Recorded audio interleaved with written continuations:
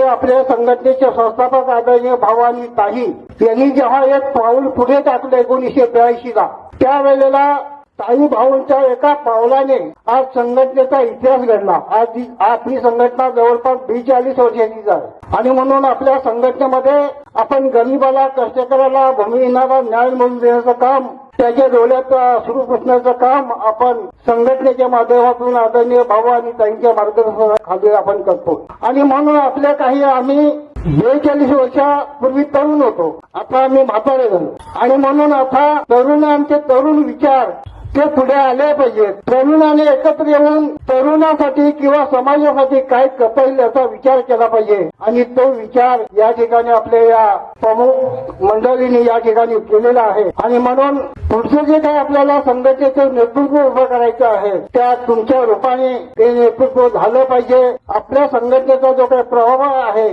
तो असाच पुढे चालत राहिला पाहिजे. याच्या पुढे ही संघटना अनेक वर्ष मोठ्या याच्याने उभी राहिली पाहिजे, संघटना वाढली पाहिजे. आणि म्हणून तुम्हाला या संघटनेने या ठिकाणी व्यासपीठ तयार करून दिलेलं आहे आणि म्हणून तुम्हाला त्या पद्धतीचा विचार तुमच्यासाठी आणि आपल्या एकूण तरुणासाठी, समाजासाठी तुम्ही करावा.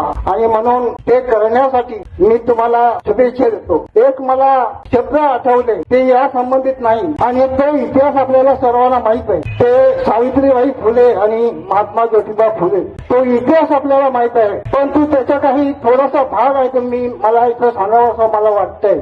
आणि म्हणून त्यावेळेला मुलीसाठी शाळा होती, त्यावेळेला ज्योतिबा फुलेंनी सावित्रीबाई तिने शिकावं म्हणून आग्रह धरला. सावित्रीबाई शिकायला तयार नव्हती आणि म्हणून ज्योतिबा फुलेंनी त्यांना सांगितलं की सावित्री तू एक या मुलींच्या शिक्षणासाठी एक पाऊल तू पुढे टाक, इतिहास घडेल. आणि तो इतिहास आज आपण वाटतोय तसा इतिहास आपला संघटनेचा इतिहास भाऊताईंनी घडवला. भाऊताईंच्या रूपाने एक जोड प्रज्वलित झाली आणि त्या जोडीने आपल्यासारखे अनेक असंख्य हजारो विजलेल्या पंथ्या प्रज्वलित केल्या, आपल्या घरामध्ये प्रकाश दिला. एवढं मोठं काम आपल्या संघटनेचे संस्थापक आदरणीय भाऊंनी केलेलं आहे. आणि म्हणून आपण एक खारीचा वाटा म्हणून आपण त्याच्यामध्ये सहभाग सर्वांनी, कारण आपलं जीवन आहे हे आपण सेवेसाठी आहे, दुसऱ्यासाठी आहे. आणि मग त्या पद्धतीचा विचार करून आपली संघटना वाढवावी. तुम्ही सर्वांनी तरुणांनी पुढे यावं आणि पुढच्या संघटनेची धुरं हातात घ्यावी. त्यासाठी तुम्हाला सर्वांना शुभेच्छा देतो आणि थांबतो. जिंदाबाद.